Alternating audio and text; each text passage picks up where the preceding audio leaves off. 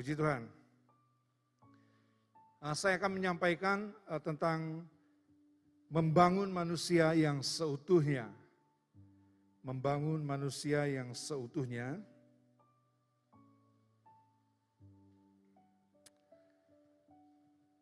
Nah, sewaktu manusia jatuh ke dalam dosa, banyak yang hilang dari kehidupan manusia. Ya, banyak komponen-komponen yang hilang yang Allah taruh pertama kali di dalam diri Adam itu hilang ketika dia jatuh dalam dosa. Ya, dia kehilangan Taman Eden, dia kehilangan kesuciannya, dia kehilangan Roh Kudus, dia kehilangan kepenuhan kemuliaan Allah di dalam dirinya, dan dia kehilangan kekuasaan di atas bumi, dan dia juga kehilangan pengertian tujuannya kenapa dia ada di bumi. Ya, semua itu hilang dari manusia ketika jatuh dalam dosa. Nah, tetapi saudaraku, ada yang tidak hilang, dia yang Allah berikan kepada manusia, ya. Manusia ini dia, tidak kehilangan sorga. Ya, karena manusia belum pernah ke sorga, belum pernah menikmati sorga, jadi tidak tahu seperti apa sorga. Manusia tidak kehilangan sorga, manusia cuma kehilangan Taman Eden. Ya, manusia tidak kehilangan bumi, manusia tidak kehilangan tubuh, jiwa, dan rohnya. Ya, tetap kita miliki tubuh, jiwa, roh ini, tetap kita memiliki potensi. Ya, potensi yang Allah berikan di dalam diri Adam itu tetap ada. Bahkan di dalam Kejadian pasal ke-11 berkata, apapun yang direncanakan manusia, dari sejak saat dia berbuat jahat ataupun dia jatuh ke dalam dosa, potensinya tidak hilang. Allah katakan apapun yang direncanakan manusia, tidak ada yang tidak terlaksana. Itu membuktikan bahwa potensi manusia tidak hilang. Ya, kemaksimalannya mungkin hilang, tidak mencapai, tetapi apa yang sudah Allah taruh di dalam diri manusia itu tidak hilang. Potensinya khususnya. Nah, manusia hanya kehilangan ini, kepenuhan kemuliaan akan Allah. Termasuk di dalam roh, di dalam jiwa, dan di dalam tubuhnya. Ya, tadinya ada kemuliaan di dalam roh kita, di dalam jiwa, di dalam tubuh. Tetapi sejak manusia jatuh di dalam dosa, kita kehilangan kemuliaan akan Allah. Kehilangan kepenuhan kemuliaan akan Allah.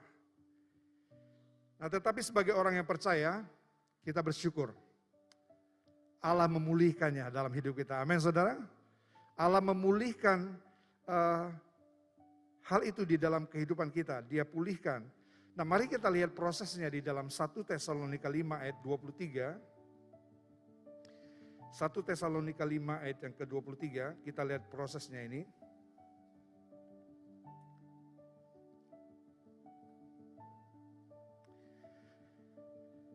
Ya, semoga Allah damai sejahtera menguduskan kamu seluruhnya. Semoga roh, jiwa, dan tubuhmu terpelihara sempurna dengan tak bercacat pada kedatangan Yesus Kristus, Tuhan kita. Diawali dengan kata ini, semoga Allah damai sejahtera. Nah, Allah itu penuh kasih. Ya, Dia datang sebagai Allah damai sejahtera yang berinisiatif lebih dulu. Dia berinisiatif untuk berkorban, mengorbankan anaknya, Yesus, yang darahnya menjadi jalan pendamaian buat kita. Ya, nah, saudaraku, datanglah kepadanya, percaya Dia, bertobatlah, dan kita terima dengan iman percikan dari darahnya. Ya, inilah Allah damai sejahtera yang menguduskan kita, yang akan menguduskan kita. Kita lihat yang kedua, diwarnai warna kuning ini, Dia menguduskan kamu seluruhnya. Seluruhnya. Ya, Dia mengampuni dan menguduskan kita seluruhnya. Dia menguduskan, dia mengampuni kita seluruhnya. Nah, dari pihak Allah, ya sekali lagi dari pihak Allah ini, apa yang Allah lakukan sempurna. Amin. Apa yang Allah lakukan itu sudah sempurna. Pengudusan ini dikerjakan Allah secara sempurna melalui kematian dan kebangkitan Yesus Kristus. Kita tidak perlu menambahkan apa-apa pada keselamatan kita. Saudara percaya saudara sudah diselamatkan? Kita berterima kasih. Ini Allah kerjakan buat kita. Dari pihak Allah, kita ini sudah sempurna secara tubuh, jiwa dan roh. Ya, tidak perlu kita melakukan apa-apa lagi. Nah, tetapi kita melihat di sini dikatakan bagian yang ketiga, semoga roh, jiwa dan tubuhmu terpelihara sempurna. Ya, semoga di sini dikatakan. Nah, dari ini adalah bagian kita. Tadi bagian Allah sudah selesai, sempurna. Allah mengerjakan pengudusan kita secara roh, secara jiwa, secara tubuh, itu sudah selesai, sudah sempurna. Tetapi di sini dikatakan semoga roh, jiwa dan tubuhmu terpelihara juga sempurna. Nah, ini dari pihak kita diperlukan kesungguh-sungguhan kita. Diperlukan usaha kita, tergantung usaha dan kesungguhan kita untuk menjaganya. Ya, untuk menjaga semoga apa? Roh kita, jiwa kita, tubuh kita terpelihara sempurna. Ya, semoga dikatakan. Mudah-mudahan. Ya. Tergantung usaha kita dan kesungguhan hati kita. Dari pihak Allah sudah selesai. Tetapi dari pihak kita harus menjaga apa yang sudah Allah kerjakan. Apa yang sudah Allah kuduskan di bumi ini. Ya. Nah, sekarang kita melihat bagian ini, roh, jiwa, dan tubuh ini. Karena dia diciptakan menurut gambar dan rupa Allah, maka ini juga adalah Tritunggal ya. Seperti Allah, Bapa, Anak, dan Roh Kudus, demikian juga manusia, kita diciptakan menurut gambar dan rupa Allah. Kita ini punya 3 bagian di dalam tubuh kita, yaitu roh, jiwa, dan tubuh kita. Ya, roh, jiwa, dan tubuh kita. Nah, masing-masing itu dirancang untuk satu tujuan, yaitu memuliakan Tuhan. Katakan sama-sama, memuliakan Tuhan. Ya, Dia kuduskan kita, Dia kuduskan tubuh kita untuk memuliakan Dia kembali. Tadinya kita sudah jatuh ke dalam dosa, tetapi Dia angkat kita, Dia kuduskan kita.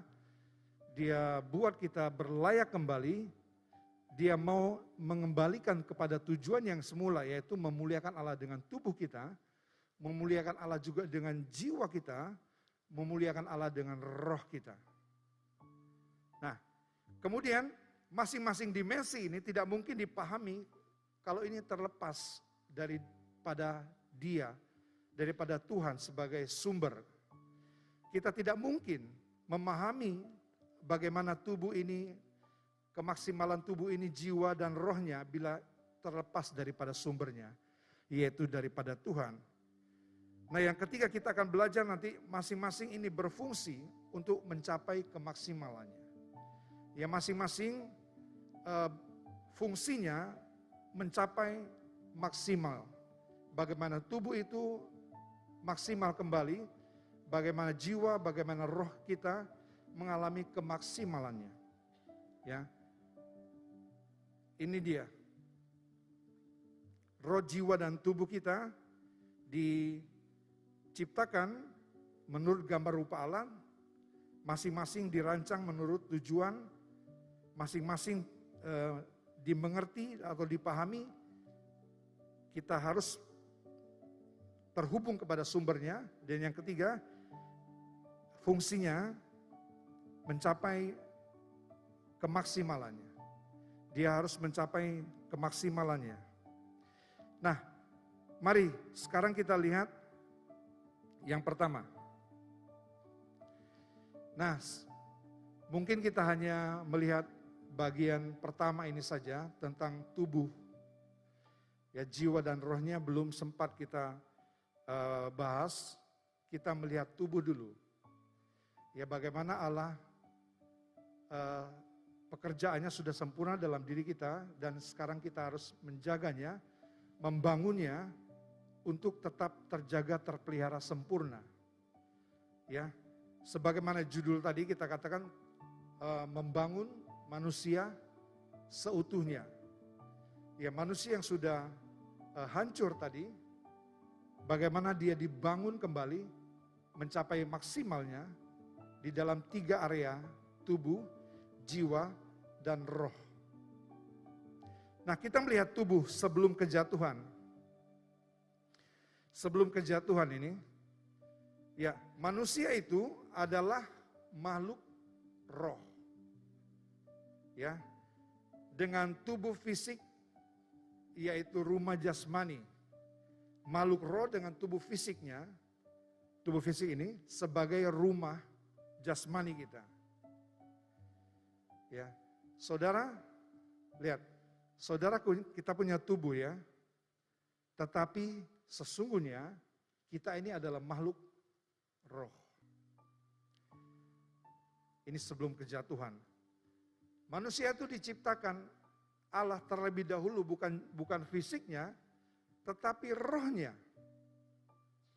Roh ini dikasih satu tempat, satu rumah yang dinamakan tubuh. Jadi sejatinya kita adalah makhluk roh.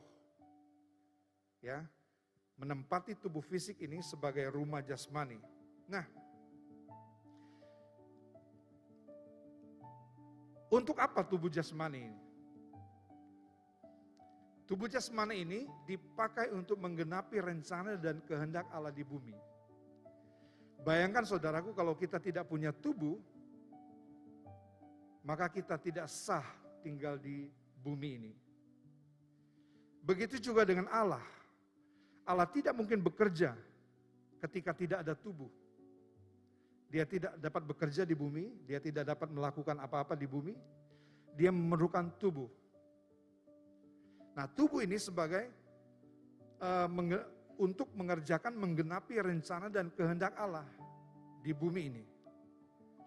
Nah, kita membaca dalam Ibrani pasal yang ke-10 coba. Ibrani pasal yang ke-10 ayat 5 sampai yang ke-7.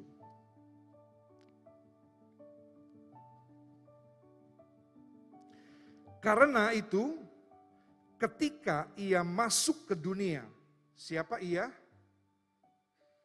Ia di sini adalah Yesus. Ya, sebelum Yesus masuk ke dunia ini, dia adalah Allah. Dalam wujud roh. Bapa itu roh. Ya, Allah itu roh. Nah, dia tidak mungkin ke dunia ini dengan tidak punya tubuh. Begitu juga dengan kita. Kita tidak mungkin cuma roh kita dikasih tubuh ini. Ya, sekali lagi saya bacakan. Karena itu ketika ia masuk ke dunia, ia berkata, korban dan persembahan tidak engkau kehendaki, tetapi engkau telah menyediakan tubuh bagiku. Ya, engkau menyediakan tubuh bagiku, kepada korban bakaran dan korban penghapus dosa, engkau tidak berkenan.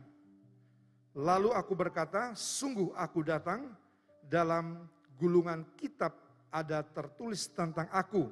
Untuk apa? Ini dia. Untuk melakukan kehendak-Mu, ya Allahku. Jadi Allah melakukan kehendak Allah untuk bumi ini, dia memakai tubuh, yaitu Yesus yang kita bisa lihat. Nah, begitu juga dengan kita, tubuh kita ini untuk dipakai menggenapi rencana Allah. Tubuh kita ini untuk dipakai menggenapi rencana dan kehendak Allah di bumi ini. Ya, kalau kita tidak punya tubuh, tentunya kita sudah tidak ada di dunia ini kembali. Ya, roh kita tidak apa tuh? Tidak punya hak untuk tinggal di bumi ini. Bumi ini dirancang untuk manusia tinggal. Sekali lagi, bumi ini dirancang untuk manusia yang kita punya tubuh ini tinggal di dalamnya. Makanya saudaraku, kita perlu hemat-hemat juga dengan tubuh kita. Tubuh kita usianya paling panjang berapa? 70, 80 tahun. Ya. Kalau bisa lebih panjang, diberi kesehatan untuk apa? Untuk apa? Menggenapi rencana dan kehendak Allah melalui tubuh ini. Kita bisa melakukan kehendak Allah dengan tubuh ini. Ya, itulah tubuh jasmani kita dipakai untuk menggenapi rencana dan kehendak Allah di bumi ini. Nah, tubuh kita berhubungan dengan lingkungan jasmani kita. Dia berhubungan dengan lingkungan jasmani atau fisik melalui 5 panca indera kita. Ya, kelima panca indera itu adalah penglihatan, mata, pendengaran, telinga itu, pembau atau pencium, itulah hidung, pengecap, lidah, peraba, itu kulit. Nah, dia berhubungan dengan dunia fisik melalui panca indera kita. Apapun yang kita lihat, yang kita dengar, yang kita sentuh, yang kita kecap, yang kita raba, ya, itu berhubungan dengan dunia fisik kita. Dunia fisik berhubungan dengan manusia itu dihubungkan dengan kelima panca indera ini. Ya, itulah manusia kita sebelum jatuh ke dalam dosa. Dia diberi kelima panca indera ini. Lalu saudaraku, dia diberi kekuatan, kemampuan untuk menguasai, untuk memimpin, untuk menguasai lingkungan di mana dia berada. Kita baca di dalam Kejadian 1 ayat yang ke-26. Kejadian 1 ayat yang ke-26 saya baca di sini. Berfirmanlah Allah, ya, baiklah kita menjadikan manusia menurut gambar dan rupa kita. Nah, gambar dan rupa Allah, nah ini. Supaya mereka berkuasa atas ikan-ikan di laut dan burung-burung di udara dan atas ternak, atas seluruh bumi dan atas segala binatang melata dan yang merayap di bumi. Nah, supaya mereka berkuasa. Ya, supaya mereka memimpin, mempengaruhi. Kita lihat setelah kejatuhan ini, setelah kejatuhan manusia, kita yang justru dipengaruhi oleh perubahan-perubahan alam, iklim, dipengaruhi oleh tembakau, dipengaruhi oleh drugs itu apa? Obat-obatan, obat narkoba. Ya itu tanaman itu. Tetapi berapa banyak orang yang jadi korban dari tanaman dipimpin atau dipengaruhi oleh tanaman ini. Rokok kita lihat, itu tembakau harusnya dikuasai. Tetapi coba lihat berapa banyak yang di bawah tekanan ini.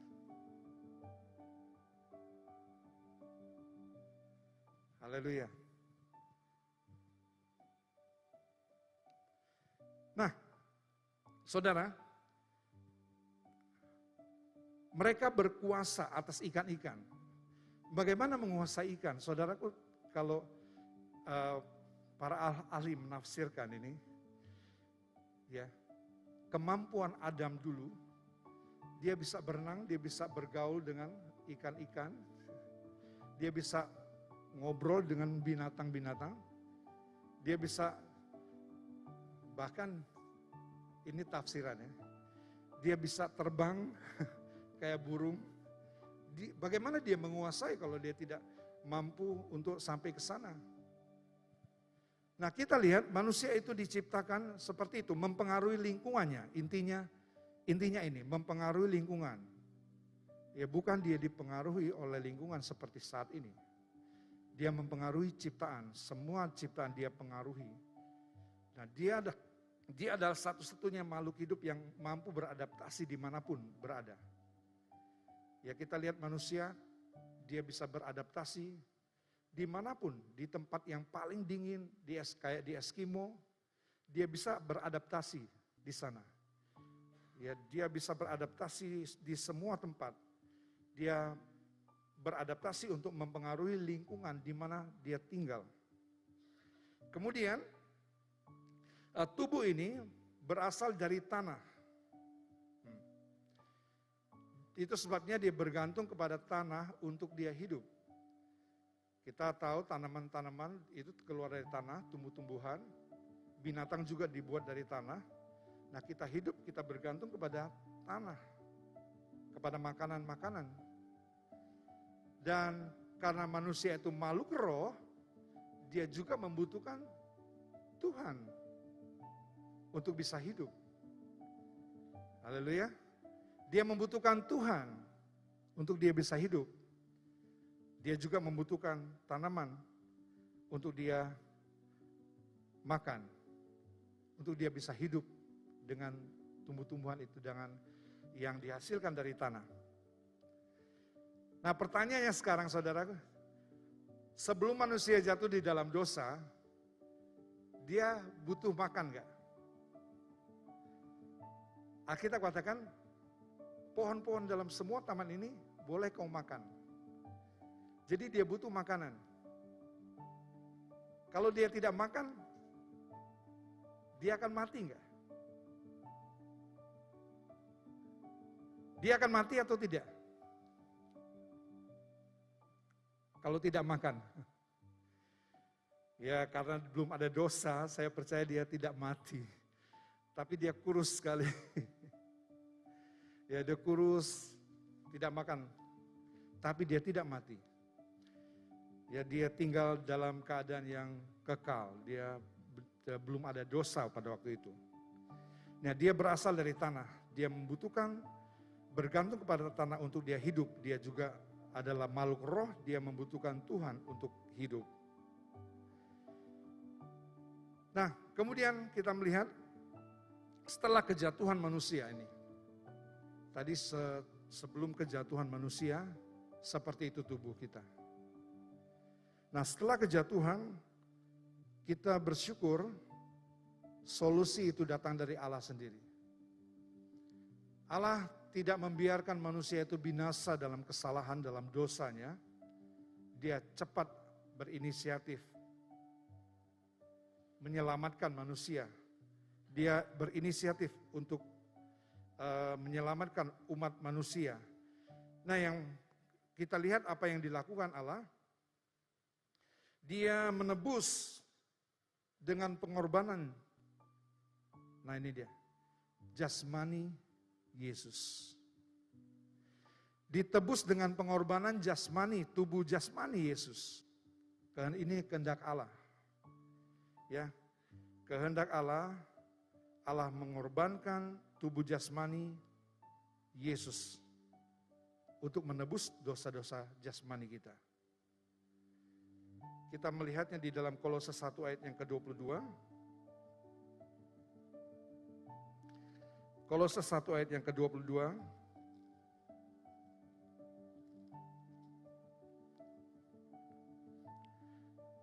Ya, sekarang diperdamaikannya. Apa yang diperdamaikannya? Di dalam tubuh jasmani Kristus. Sekarang kita diperdamaikan di dalam tubuh jasmani Kristus oleh karena kematiannya. Itu sebabnya, sekali lagi, Tuhan itu perlu tubuh jasmani untuk menggenapi rencananya. Tuhan menjadi manusia, itu sebabnya dia menjadi manusia, menjadi pribadi Yesus, supaya dia dapat menebus dosa saya dan saudara. Itu sebab sampai sekarang ini Tuhan juga membutuhkan saudara dan saya yang masih tinggal di dalam tubuh jasmani ini. Untuk apa? Untuk menggenapi rencana dan kehendak Allah bagi bumi ini. Allah tidak bisa bekerja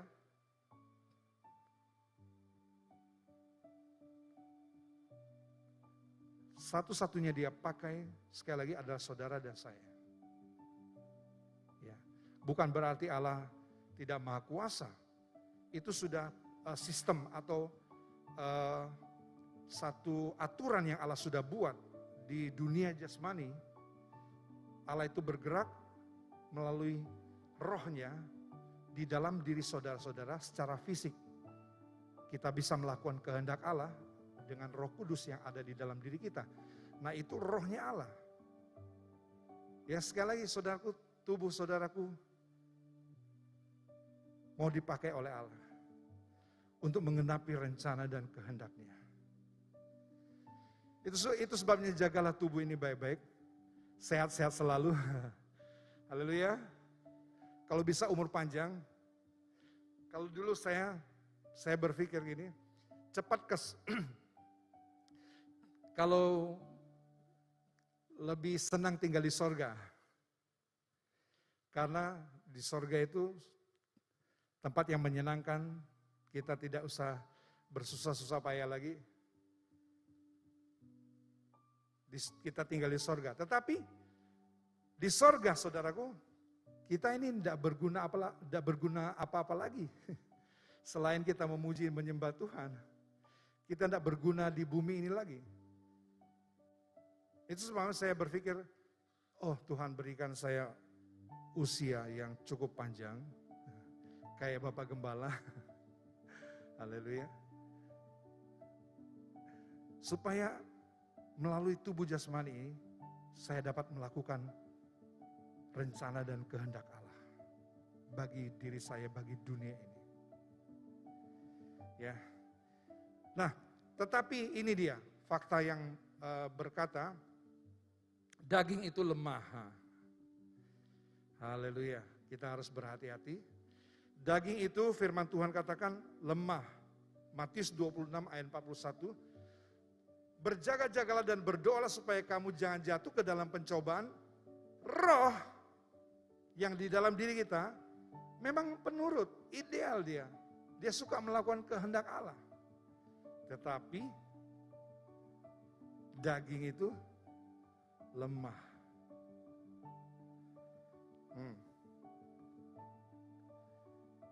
Saudara, itu sebabnya jangan banyak dimanjakan daging ini. Haleluya. Saudara, jangan banyak memanjakan daging ini karena dia lemah. Jangan dimanjakan dengan kebiasaan buruk kita. Jangan dimanjakan, saudaraku. Ya, kalau roh Allah menggerakkan kita untuk berdoa kapan aja, itu berarti suara Tuhan. Ayo kita tindak lanjuti. Berdoa, walaupun ngantuk, jangan dimanjakan. Ya, beribadah, digerakkan oleh roh Tuhan untuk pergi beribadah. Jangan dimanjakan, saudaraku, untuk tinggal di rumah, berangkat, mandi, langsung pergi berangkat. Kalau digerakkan untuk baca Alkitab, walaupun saudara ngantuk, tidak mengerti, paksakan, baca, sampai ngerti.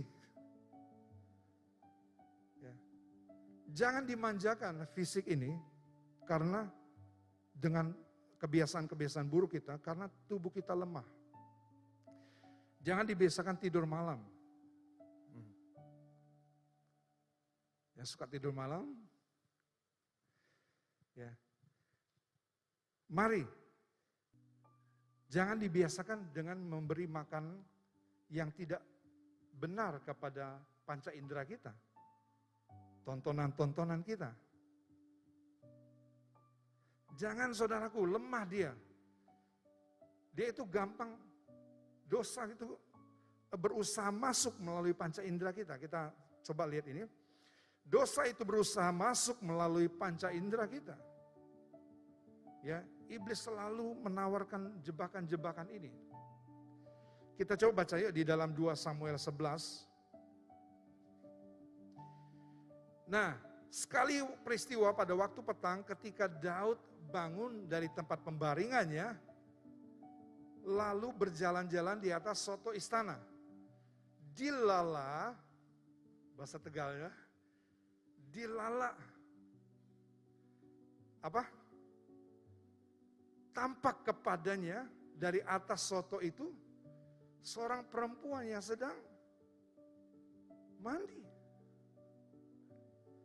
Perempuan itu sangat elok rupanya. Pasti sangat menarik tubuhnya.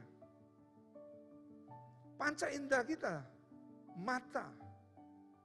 Ini lemah mata, daging kita ini lemah.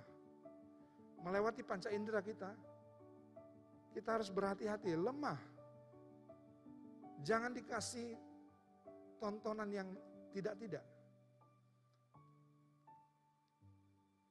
Ya, panca indera kita ini sangat sensitif, saudaraku. Apa saja yang berbau seksual itu bisa gampang sekali masuk lewat panca indera kita. Ya, lewat tontonan pasti, lewat pendengaran,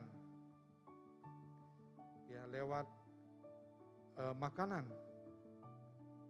Ada makanan-makanan yang membangkitkan gairah. Ya, apalagi lewat kulit, sentuhan, lewat pengecapan, lewat bau.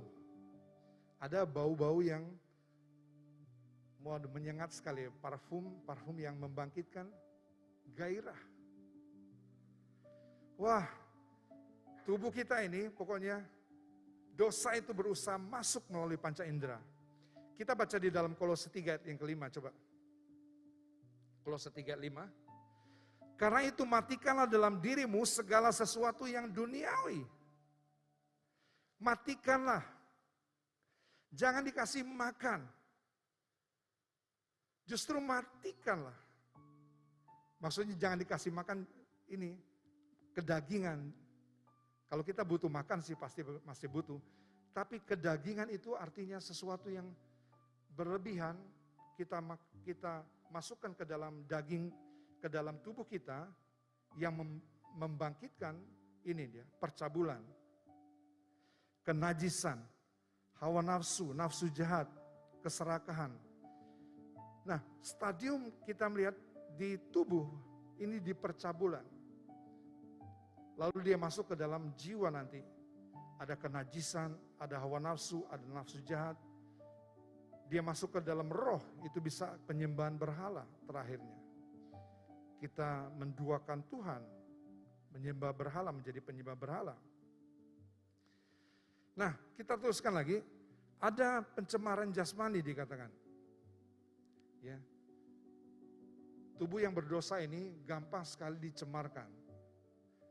Di dalam 2 Korintus 7 ayat 1, saudara-saudaraku yang kekasih, karena kita sekarang memiliki janji-janji itu, marilah kita menyucikan diri kita dari semua pencemaran jasmani. Ya, ada pencemaran jasmani yang mencemarkan kita. Coba kita baca di dalam Roma 13 ayat 12 sampai 14. Hari sudah jauh malam, telah hampir siang, sebab itu marilah kita menanggalkan perbuatan-perbuatan kegelapan dan mengenakan perlengkapan senjata terang. Terus, marilah kita hidup dengan sopan seperti pada siang hari.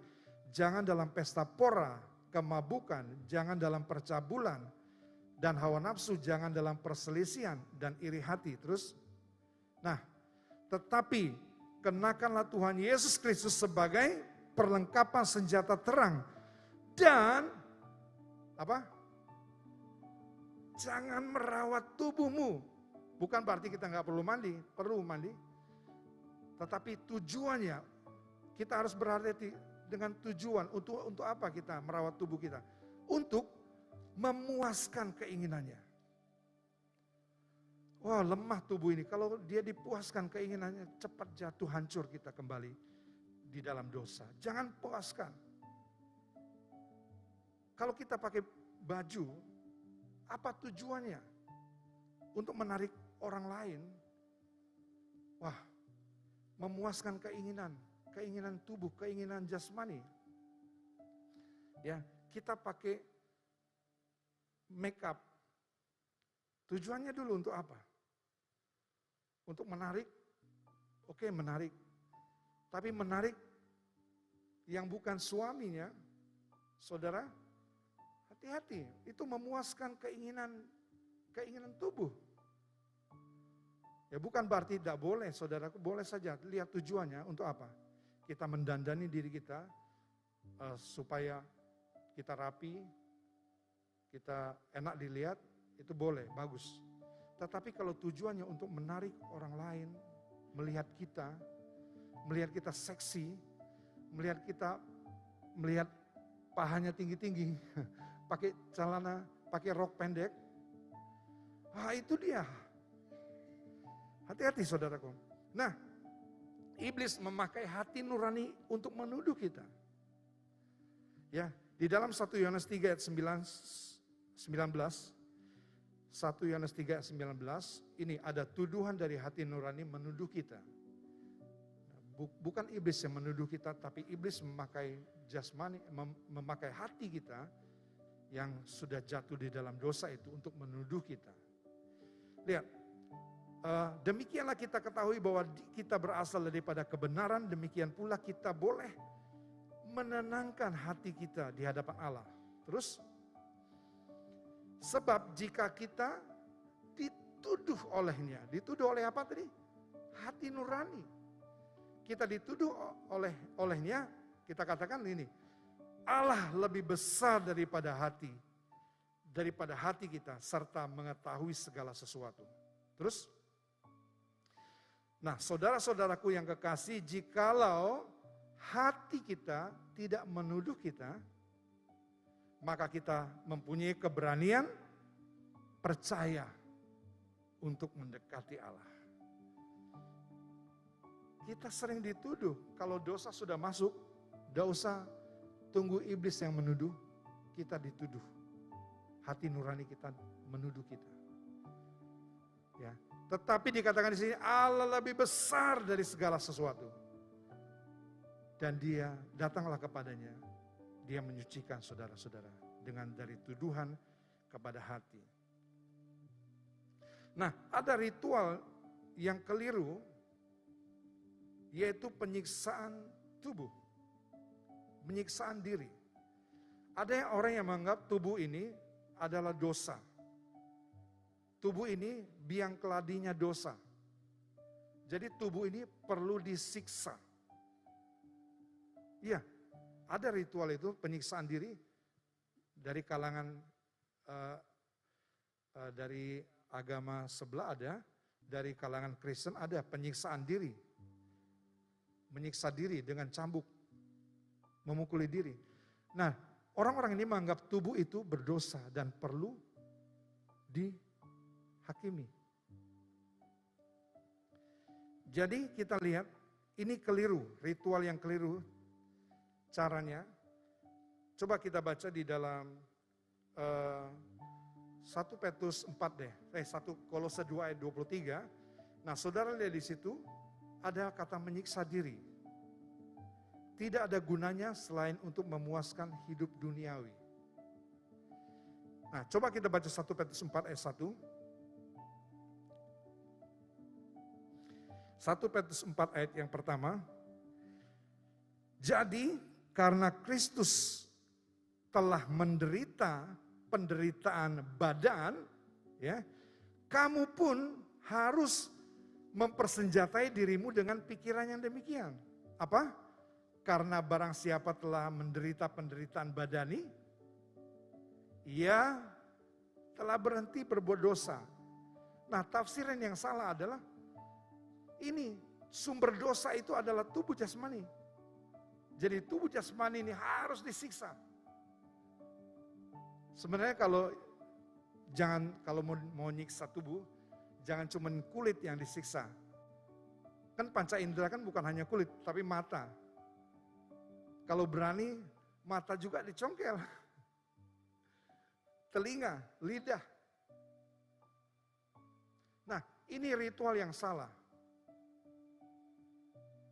Yang benar adalah tadi, matikanlah perbuatan daging. Matikanlah perbuatan-perbuatan dagingmu, yaitu percabulan tadi, kenajisan. Hati-hati, tubuh kita ini lemah. Gampang sekali masuk kenajisan, pencemaran. Nah inilah solusinya. 1 Korintus 9 ayat 27. Sebelum yang dari luar dipakai oleh iblis bertemu dengan keinginan daging kita, tubuh kita harus dikuasai melalui disiplin rohani. Ya, tubuh kita mesti kita kuasai melalui disiplin rohani. Ayat yang ke-27. Tetapi aku, baca sama-sama, melatih tubuhku dan menguasai seluruhnya. Supaya sesudah memberitakan Injil kepada orang lain, jangan aku sendiri ditolak. Kenapa ditolak? Karena tidak melatih tubuh. Tidak menguasai seluruhnya. Pesan saya, pesan terakhir ini. Jangan terlalu kita bebaskan tubuh kita. Diberi makan kebiasaan buruk kita. Buang kebiasaan buruk kita. Matikan jasmani, matikan keinginan-keinginan daging kita. Maka kita akan berkenan kepada Allah. Menjadi tubuh yang dipakai oleh Allah dalam rencananya yang mulia. Roma 12 ayat yang pertama. Karena itu saudara-saudaraku, aku menasihatkan kamu. Persembahkan tubuhmu sebagai persembahan yang hidup, yang kudus, dan yang berkenan kepada Allah. Karena Allah mau memakai tubuh kita. Tubuh kita memang lemah, mudah dicemari oleh dosa. Dosa terus mengintai. Tetapi ingat, tubuh kita juga mau dipakai oleh Allah untuk menggenapi rencana dan kehendak Allah. Mana yang kita pilih? Kita mau kalah terhadap keinginan daging atau mau melakukan kehendak Allah dengan tubuh jasmani? Persembahkanlah tubuhmu sebagai persembahan yang hidup. Bapa, aku persembahkan tubuhku.